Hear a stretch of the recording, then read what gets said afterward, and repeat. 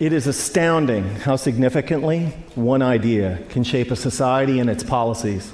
Consider this one. If taxes on the rich go up, job creation will go down.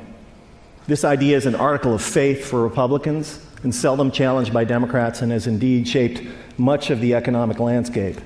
But sometimes the ideas that we are certain are true are dead wrong.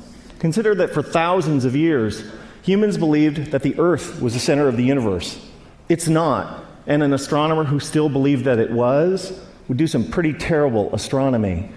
Likewise, a policymaker who believes that the rich are job creators and therefore should not be taxed will do equally terrible policy. I have started or helped start dozens of companies and initially hired lots of people. But if there was no one around who could afford to buy what we had to sell, all those companies and all those jobs would have evaporated. That's why I can say with confidence that rich people don't create jobs, nor do businesses large or small. Jobs are a consequence of a circle of life-like feedback loop between customers and businesses. And only consumers can set in motion this virtuous cycle of increasing demand and hiring. In this sense, an ordinary consumer is more of a job creator than a capitalist like me. That's why when business people take credit for creating jobs, it's a little bit like squirrels taking credit for creating evolution. It's actually the other way around.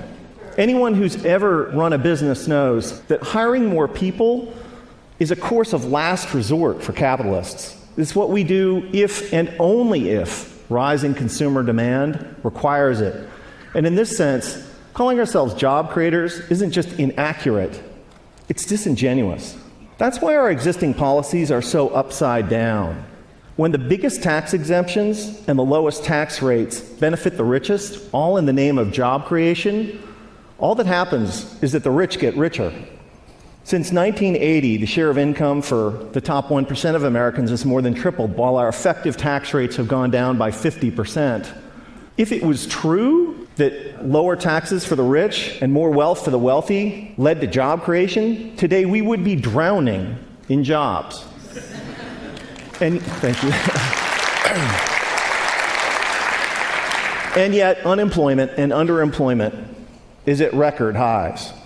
Another reason that this idea is so wrong-headed is that there can never be enough super rich people to power a great economy. Somebody like me makes hundreds or thousands of times as much as the median American, but I don't buy hundreds or thousands of times as much stuff. My family owns 3 cars, not 3,000. I buy a few pairs of pants and shirts a year like most American men. Occasionally we go out to eat with friends.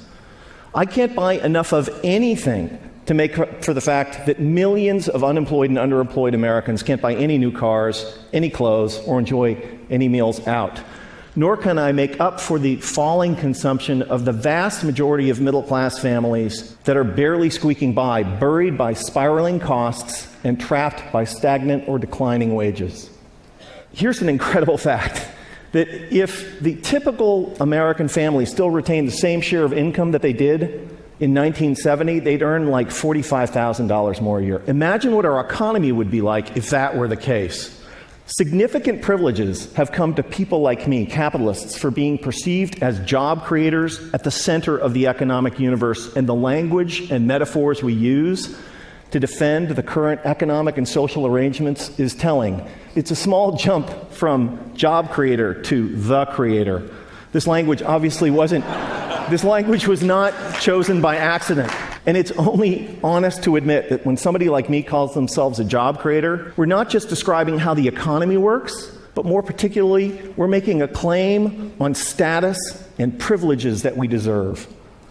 Speaking of special privileges, the extraordinary differential between the 15% tax rate that capitalists pay on carried interest, dividends, and capital gains, and the 35% top marginal rate on work that ordinary Americans pay, is kind of hard to justify without a touch of deification. We've had it backwards for the last 30 years. Rich people like me don't create jobs. Jobs are a consequence of an ecosystemic feedback loop between customers and businesses. And when the middle class thrives, businesses grow and hire, and owners profit. That's why taxing the rich to pay for investments that benefit all is such a fantastic deal for the middle class and the rich. So, ladies and gentlemen, here's an idea worth spreading. In a capitalist economy, the true job creators are middle-class consumers. And taxing the rich to make investments that make the middle class grow and thrive is the single shrewdest thing we can do for the middle class, for the poor, and for the rich. Thank you.